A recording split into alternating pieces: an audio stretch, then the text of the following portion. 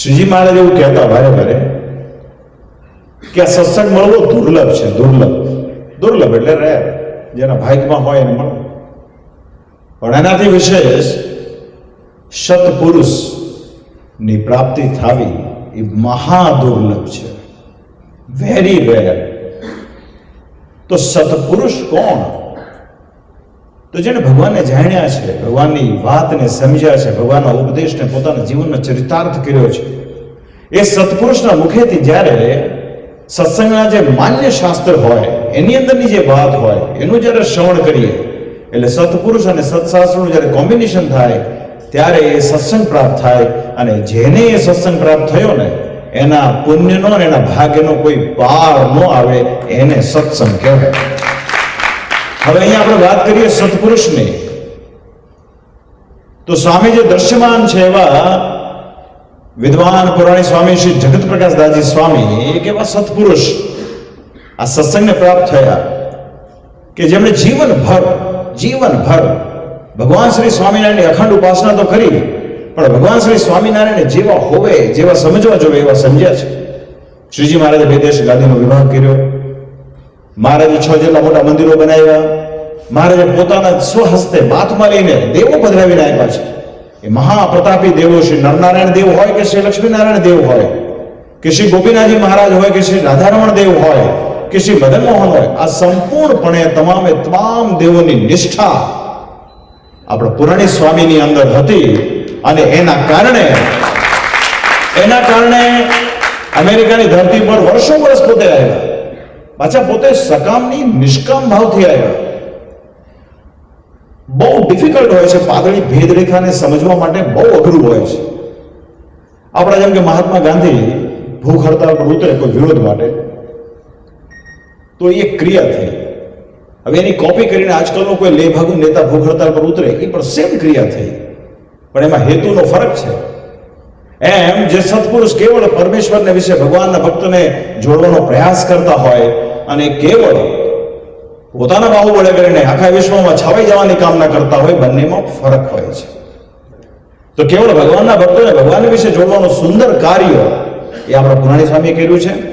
માટે આજે નહીં, ઘણા બધા વર્ષોના વાણા વીતી જશે ને તો પણ સૌ ભક્તોના હૃદયમાં પુરાણી સ્વામી જગત પ્રકાશ દાસજી સ્વામીનું સ્થાન ઉત્તમમાં ઉત્તમ રહેશે. આ વસ્તુ નક્કી છે. એ પ્રમાણે એમને પોતાના શિષ્ય શાંતિપ્રિય સ્વામીને આદિક સંતોને ઘડ્યા છે. શાંતિ સ્વામી પણ એ જ પ્રમાણેના છે.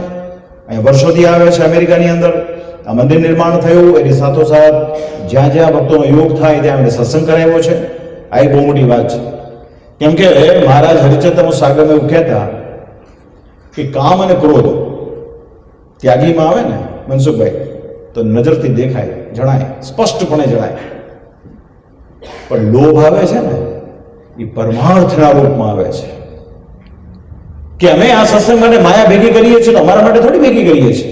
અમે તો સત્સંગ માટે કરીએ છીએ, સત્સંગના ઉદ્ધાર માટે કરીએ છીએ, ભક્તોના ભલા માટે કરીએ છીએ. પણ ઓન ધ કોન્ટ્રેરી, જે કાંઈ પણ તમે સ્થાનો ઉભા કરો છો ને ભોગવટો તો તમારા દ્વારા થાય છે. જ્યારે સ્વામિનારાયણ સંપ્રદાયની વાસ્તવિકતા એવી છે કે સદગુરુ શ્રી બ્રહ્માનંદ સ્વામીએ વડતાલનું નવશિખરનું મંદિર બાંધ્યું અને પ્રતિષ્ઠાના દિવસે શ્રીજી મહારાજે મર્મમાં કહ્યું કે ચાલો સ્વામી, આપણું કાર્ય પૂર્ણ થયું. તો સ્વામી પૂજાની થેલી લેવા પર રોકાણા નથી અને મહારાજની સાથે ગઢપુર જવા રવાના થઈ ગયા છે. આ સંપ્રદાયનો ઇતિહાસ છે. કથિત વાત એટલે કે જે ઓથેન્ટિક વાત હોય ને એનું જ પ્રમાણ હોય. એટલે હરિચંદ્ર સાગરમાં એવું લખ્યું કે અમારા આચાર્યો માટે લખ્યું કે તમે ધર્મવંશી થયા તો શું થયું? જો તમે ધર્મવંશી થયા હો, તમને પદવી મળે અને તમારું ધ્યાન અને તમારું ચિત્ત ગાડીમાં, વાડીમાં, મેડીમાં, ધનમાં રહેતું હોય તો સમાજ પરનો ભાર પડે નહીં. માટે સમાજની અંદર જે પ્રમાણિક વાતો હોય એ વાતોનું જ વજન પડતું હોય છે. માટે અમે વર્ષોથી એવું જ વિચારીએ છીએ કે ભગવાન શ્રી હરિની કૃપાથી શ્રી લક્ષ્મીનારાયણ દેવની ગાદીના આચાર્ય તરીકે અમને સૌભાગ્ય મળ્યું છે. તો એ અમારું પરમ પવિત્ર કર્તવ્ય છે કે અમારે સંપૂર્ણપણે અમારે નિષ્ઠાપૂર્વક દેવના ઉત્કર્ષ માટે, મૂળ સંપ્રદાયના ઉત્કર્ષ માટે અમારે કાર્ય કરવું છે. આમાં કોઈ વ્યક્તિગત ઉત્કર્ષની વાત જ નથી, એ આપણે ટોટલ ભૂલી ગયા છીએ. ત્યારે આવી વાત છે. એટલા માટે આ સંતોને મેં બહુ હૃદયથી યાદ કરીએ છીએ. તો એ પ્રમાણે આજે આપણે 15મો વાર્ષિક પાટોત્સવ ઉજવવા તરફ જઈ રહ્યા છીએ. આવતીકાલે સુંદર મજાનો અભિષેક થશે અને આપણે જ્યારે હૃદયથી શ્રદ્ધાથી ગઢપુરમાં વિરાજમાન ગોપીનાથજી મહારાજને સંભાળીને, ભગવાનને સંભાળીને જ્યારે આપણે એને સ્થાપિત કર્યા છે, એની પ્રતિષ્ઠા કરી છે, એનું પૂજન કરીએ છીએ, એની સેવા કરીએ છીએ, આખા વર્ષના તમામ નાના મોટા ઉત્સવ સમયા કરીએ છીએ પણ સંપ્રદાયની રીત પ્રમાણે, ત્યારે સમજવાનું કે ગઢપુરપતિ ગોપીનાથજી મહારાજ અને ગઢપુર ધામ એટલાન્ટામાં વિરાજમાન ગોપીનાથજી મહારાજમાં અણુ માત્રનો ફરક નથી. આ એ જ છે. પણ કાળાંતરે શું થાય, મનુષ્ય છે ને બહુ અઘરો હોય છે. આજે જ્યેષ્ઠ સુધી એકાદશી છે, ભીમ એકાદશી છે. ભીમ એકાદશી શું કામ કહીએ? મહાબલવાન ભીમે પણ આજે એકાદશી કરી હતી એટલે એનું એક વિશિષ્ટ ઉપનામ છે. આજના 3 વચનામૃત છે જ્યેષ્ઠ સુધી એકાદશીના. એમાં ગઢડા પ્રથમનું 73 નંબરનું વચનામૃત છે. નાનું વચનામૃત છે, ઇમ્પોર્ટન્ટ છે. શ્રીજી મહારાજ કે અમારે કામી, ક્રોધી, ઈર્ષાવાળો અને કપટી આ 4 સાથે બને નહીં, અમને હેત ન થાય. એમાંય વળી ક્રોધ છે ને અને ઈર્ષા એ બે માનના આશ્રય છે. જેનામાં ઈગો બહુ હોય ને એનામાં સ્વાભાવિક આ બધી વાતો 200 વર્ષ પહેલાની છે. 200 વર્ષ પહેલા ઈગો હોય એવું તો મને બહુ લાગતું નથી, પણ છતાં મહારાજ કહ્યા છે એટલે હશે. હવે આજે તો કોઈ બાળકને પણ કહેવાય નહીં. આપણે મનસુખભાઈ એને ખોટું લાગી જાય છે. સત્સંગની તો વાત જ જવા દો. અમે સત્સંગ માટે એટલું કરી મરી ગયા, અમારું નામ ન બોલે તમે હરિપ્રસાદ સ્વામી. તો મૂળ વાત એ છે શ્રીજી મહારાજ કે અમારે આની સાથે બને નહીં. અને એમાં વળી મહારાજ કે કામી છે ને એ તો સત્સંગમાં હોય તો વિમુખ જેવો છે. પછી મહારાજ એક વાત કરી, આપણે એમાંથી કેટલા અંશે આપણે એમાં ફિટ થઈએ છીએ આપણે વિચાર લેવાનું, હોવું વિચાર લેવાનું. મહારાજ કે જેને પંચવર્તમાનમાં કોઈ વાતની ખોટ હોય નહીં અને એનું ગમતું મુકાવીને અમારા ગમતામાં રાખીએ તો પણ દેહ પર્યંત જે મૂંઝાય નહીં એવો જે ભક્ત છે તે શ્રેષ્ઠ છે. આ થોડી ગુજરાતી વચનામૃતની ભાષા છે, લગભગ સમજાઈ ગયું હશે, પણ છતાં વાત એવી છે કે શ્રીજી મહારાજ એવું કહેવા માંગે છે કે હું એને ગમે એવી રીતે તાવું પણ છતાં એના ભાવમાં કઈ કમી ન આવે એવું ભક્ત શ્રેષ્ઠ છે. અને એવા ભક્તો ઉપર તો મારે વગર કરીએ હેત થાય છે. તો જેના હૃદયમાં એ ભગવાનની પરિપૂર્ણ ભક્તિ હોય ને એની પર ભગવાનની કૃપા થાય છે. આ એક એનો સાર છે. હવે આમાં આપણે ક્યાં ફિટ બેસીએ છીએ? આપણું ગમતું તો જરા ગમતું લગી રહે. મનસુખભાઈ મોગરો મેળવ્યો હોય તો શું થાય મને તો ખબર નહીં પડતી એમાં શું થાય.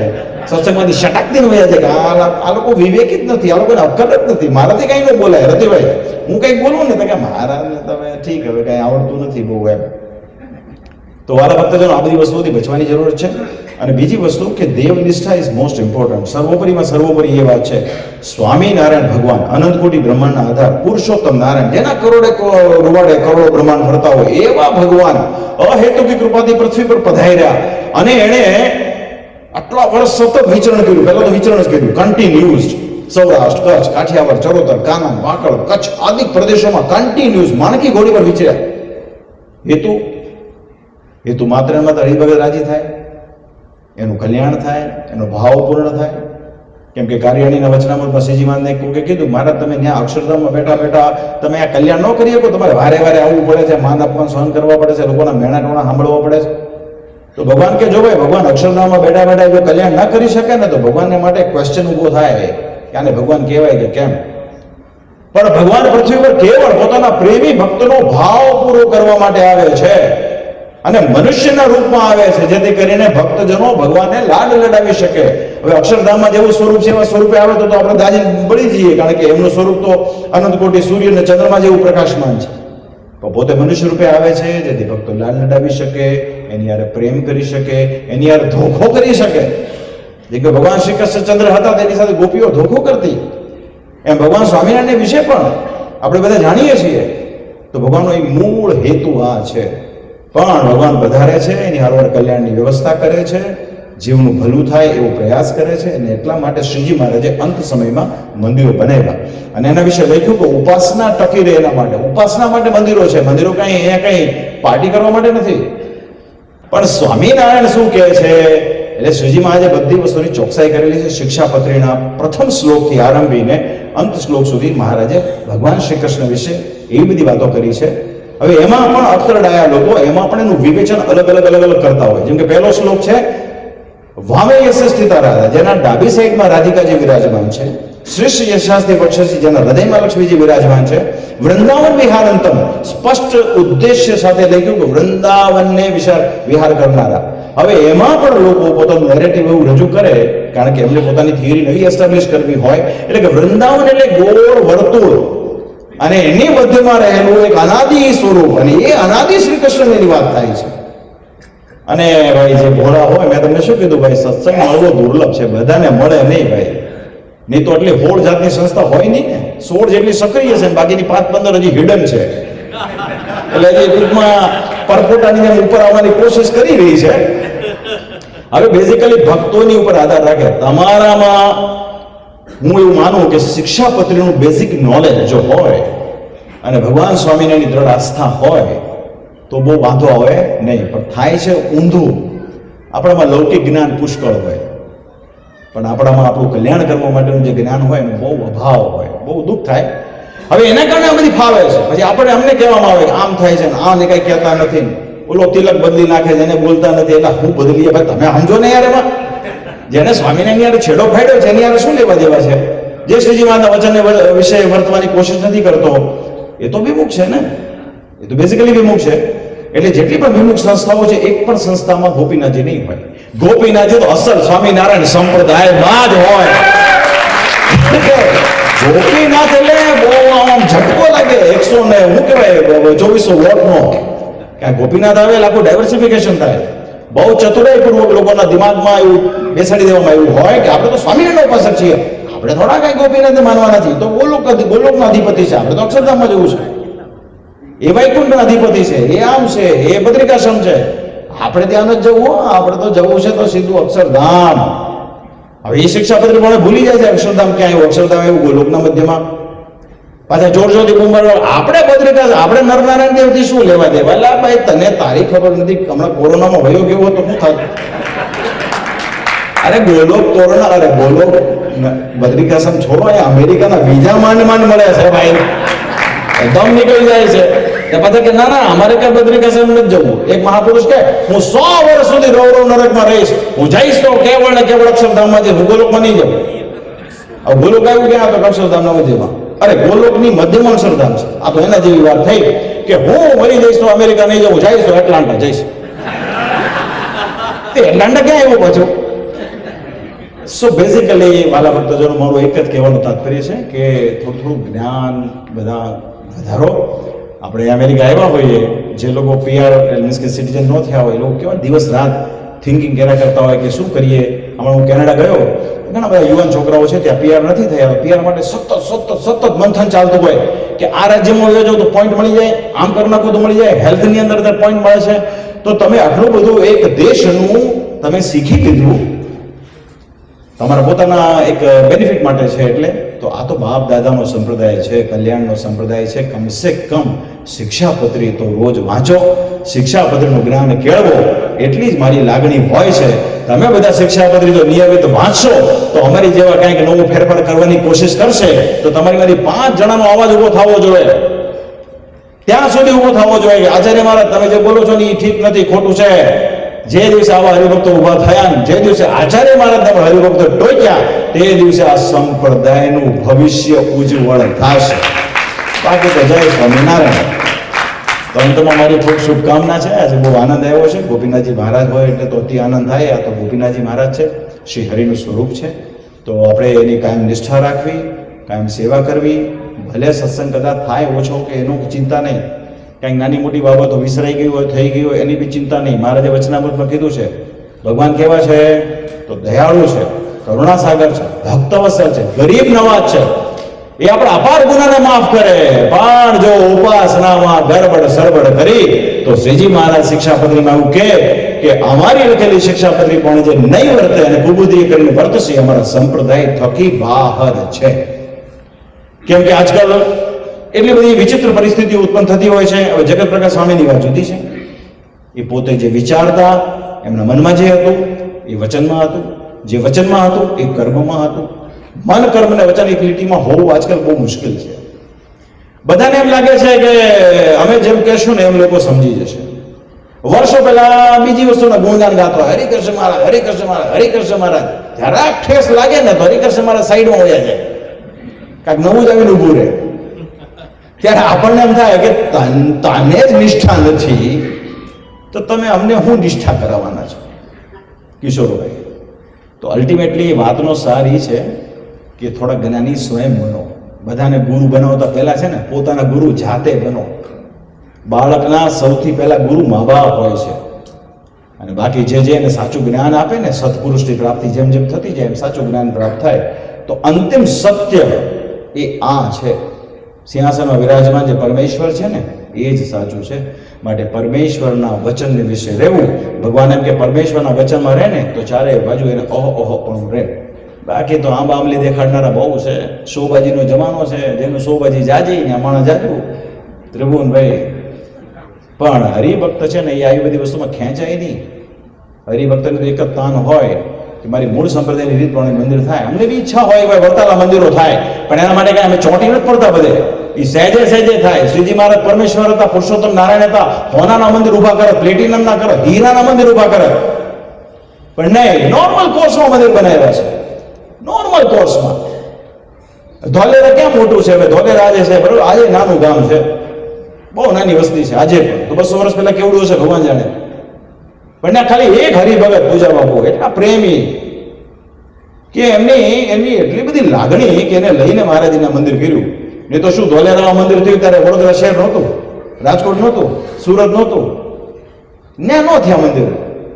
તો અલ્ટિમેટ વાત આ છે. એટલે અમે પણ એવું ઈચ્છીએ ભાઈ વડતાલ શ્રી લક્ષ્મીનારાયણ દેવ ગાદીના મંદિર થવા જોઈએ. મંદિર તો બહુ છે અમેરિકામાં, બધા વડતાલના ગણાવે છે, પણ વડતાલનો હોય એમાં નહીં હોતો. હવે વડતાલ હારે તમારો છેડો ન હોય ઓલા જેવું છે તો અમે શું કરીએ યાર? અમે તો ભાઈ વડતાલના આચાર્ય છીએ, અમે કઈ ધાનાણી પરિવારના આચાર્ય નથી. અમે કઈ કોઈ ઇન્ડિવિજ્યુઅલ કોઈ એમને એમ કે હાલો ભાઈ હાલો હાલો એમ કઈ હાલો હાલો ન હોય ભાઈ. તમે યાર તમે સ્વામિનારાયણનું મંદિર કર્યું હોય તો એક રીત હોય ને, એક સિસ્ટમ હોય, સિસ્ટમ પ્રમાણે ચાલવું જોઈએ. એમને તો તમે શું સિસ્ટમ શીખવાડવાના હતા? તમે તો તમારી સિસ્ટમ શીખવાડો છો. તો બસ વાલા ભક્તોજન આ બધી વાત છે. બળ રાખો ભગવાનના વચનનું, એનાથી વિશેષ કાંઈ છે નહીં. હવે છેલ્લી વાત, ધોલેરામાં શ્રી મદન મોહનજી મહારાજ વિરાજમાન છે. શ્રીજી મહારાજે પધરાવેલા છે, એમાં એનું અપાર ઐશ્વર્ય એમાં મૂકેલું છે. આથી વર્ષો પહેલા ધોલેરા મદન મોહનજી મહારાજની 40,000 વીઘા જેટલી જગ્યા હતી. ભાલના રાજા ધીરાજ કહેવાતા હતા, રાજા ધીરાજ. 40,000 વીઘા એટલે પછી કાળાંતરે જેમ જેમ સમય પસાર થયો, અત્યારે ભલે ઓછી જગ્યા હોય, અત્યારે કેવું થઈ ગયું છે ખબર છે? આખા ગુજરાતનું નહીં, ઇન્ડિયાનું સેન્ટર ફોકસ સ્ટેશન થઈ ગયું છે. સ્માર્ટ સિટી બનવા જઈ રહ્યું છે. ગવર્મેન્ટ ઓફ ઇન્ડિયાનો પ્લાન છે કે 2047 સુધીમાં 2 મિલિયન, 1.5 થી 2 મિલિયન માણસોને વસાવવાનો પ્રોગ્રામ છે. મોટી મોટી કંપનીઓ આવી રહી છે, એની મધ્યમાં મદન મોહનજી મહારાજ છે. એનો ઉત્સવ એવા ટાઈમે આવ્યો છે, એવો ફર્સ્ટ ક્લાસ ટાઈમે આવ્યો છે. રોડ રસ્તા ઇન્ફ્રાસ્ટ્રક્ચર કમ્પ્લીટ રેડી છે. તમારે ખાલી અહીંથી ટિકિટ લઈને આવવાની વાર છે. અને ડિસેમ્બર મહિનો છે, આપણે ઓલું કહેવાય ને કુછ દિન તો ગુજારો ગુજરાત મેં, એવું કહેવાય. ટેન્ટ સિટી હોય ખબર કચ્છમાં રણમાં, એવી ભવ્ય ટેન્ટ સિટી નિર્માણ થવાની છે. અને કોઠારી બેઠા છે હરિકેશવ સ્વામી, 3000 ટેન્ટનું વિચારી રહ્યા છે. કદાચ 5000 ટેન્ટે કરવા પડે, પણ એ જે ટેન્ટમાં રહેવાની મજા આવશે, એ જે શિયાળાના દિવસો, અને એ જે આપણો માહોલ હશે, એ જે મોટો મંડપ હશે ને એમાં પ્રદર્શન ને એમાં યજ્ઞ ને એમાં ભોજનાલય ને એમાં કથા વાર્તા કીર્તન ભક્તિ. કોની કથા થાય કિશોરભાઈ? કોની થાય કથા? ભગવાનની થાય. ઉત્સવ કોનો છે? ઉત્સવનું ટાઇટલ શું છે? શું ટાઇટલ છે? ટાઇટલ બધી ખબર પડે. આપણે કોઈ પિક્ચર જોવા જઈએ તો ટાઇટલ વાંચીએ. ટાઇટલ શું છે? કે દિલ હે કે માનતા નહીં. હા આ બરોબર છે. આ દિલનું આવું જ છે. દિલ કા ક્યાં કશું? દિલ તો બહુ અલગ વસ્તુ છે આખી. તો આપણું ટાઇટલ શું છે? રાકેશ પ્રસાદજી મહારાજ મહોત્સવ એવું ટાઇટલ છે? હે? આપણું ટાઇટલ ઉત્સવનું છે શ્રી મદન મોહનજી મહારાજ દ્વિશતાબ્દી મહોત્સવ. એનાથી નક્કી થશે કે આ ઉત્સવની અંદર પરમેશ્વરની જ વાત થશે, કોઈ વ્યક્તિની વાત થશે નહીં. 9 દિવસ 2 ટાઈમ અમે ત્યાં રહેવાના છીએ. ગુરુનો ઉત્સવ હોય અને ગુરુનો આગ્રહ હોય અને ગુરુના શિષ્યોનો આગ્રહ હોય, કેવા જઈએ છીએ આપણે? હવે દેવનો ઉત્સવ આવે ને તો બધા આગા પાછા થાય જિગ્નેશભાઈ. દેવ એટલે શું થઈ ગયું? બસ એ તો કઈ બોલે નહીં. અને એમ કે ભાઈ તો બધા ઘણા બધા જશે, એમાં આપણે ન જઈએ તો હાલશે, કારણ કે દેવમાં તો કોઈ ઠપકો ન આપે ને. પણ એ બધા ભૂલી જાય છે કે દેવનો પણ એક આચાર્ય છે જે બોલે છે, અને મારી નજરમાં છે આ બધી વસ્તુ. એટલે મદન મોહનજી મહારાજના ઉત્સવમાં આવજો, જો નહીં આવો તો પછી હું આવતી સાલ પછી 2 શબ્દ બોલીશ પાછો. હવે આવતા વર્ષે પાછો જૂનાગઢમાં વિરાજમાન શ્રી રાધારમણ દેવ સિદ્ધેશ્વર મહાદેવ રણછોડ ત્રિકમ રાયના દ્વિશતાબ્દી મહોત્સવના ઉપક્રમે હું 2027માં પાછો આ ગઢપુર ધામમાં આવીશ. અને હજી ઓછી તાળી પાડો, હજી હવે અસલી તાળી પાડો. 2028માં ગણપતિ ગોપીનાથજી મહારાજ દ્વિશતાબ્દી મહોત્સવ આવશે, અને એમાં તો અમે ગરડાના સંતોને લઈને આવશું ને, એક ને લઈ જાઉં, એક ને હાલશે જ નહીં એમાં કે લગ્ન છે આમ છે ને તેમ છે. તમે ગઢપુર ધામ કરીને બેઠા છો તો ગઢપુરપતિ ગોપીનાથજી મહારાજના 200 વર્ષના ઉત્સવમાં આખું એટલાન્ટ આવવું પડે, બરાબર? સાચું ને? તો બસ ભગવાન તમારા સૌનું ખૂબ મંગળ કરે, ખૂબ શ્રેય કરે. ઘણું બધું કહેવાય ગયું, આપણો ટાઈમ થઈ ગયો આરતીનો. સંધ્યા આરતી કરીશું, એમને ચરણમાં પ્રાર્થના કરીશું, આપણને સદબુદ્ધિ આપે, ખૂબ સારો આપણને સહકાર આપે.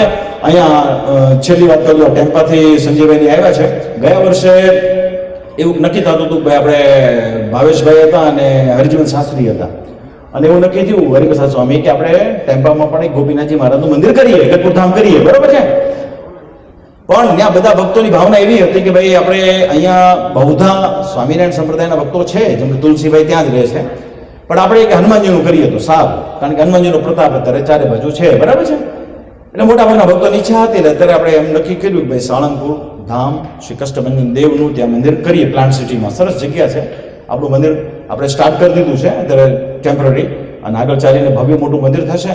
હું તો આજે ગોપીનાથજી મહારાજના ચરણમાં એવી હૃદયથી પ્રાર્થના કરું છું કે શ્રી આપણે છે ને મંદિર કરીએ છીએ શુદ્ધ ભાવથી. હમણાં રામસ્વામી બહુ મસ્ત કીધું ને, પૈસા માટે કે ટોળું ભેગું થાય એના માટે છે નહીં. એવું હોય તો હનુમાનજી કામ ન કરે, કે હનુમાનજી ક્યાં આપણા ઓલા શું કહેવાય બાપુજીના ઓલા તો છે નહીં. તો હું હૃદયથી ગોપીનાથજી મહારાજને પ્રાર્થના કરું કે સાળંગપુર ધામ ટેમ્પામાં વિરાજમાન શ્રી કષ્ટભંજન દેવના પ્રતાપથી એવું સરસ થાય કે ભવિષ્યમાં ત્યાં જગ્યા મોટી છે, અને મને હૃદયથી વિશ્વાસ છે કે ભવિષ્યમાં ત્યાં પણ શ્રી ગોપીનાથજી મહારાજનું મંદિર થાય. તો બસ આજ આ પાટોત્સવ નિમિત્તે એમના ચરણમાં પ્રાર્થના. તો ભગવાન આપ સૌનું ખૂબ મંગળ કરે, શ્રેય કરે, પ્રાર્થના અસ્તુ. જય સ્વામિનારાયણ.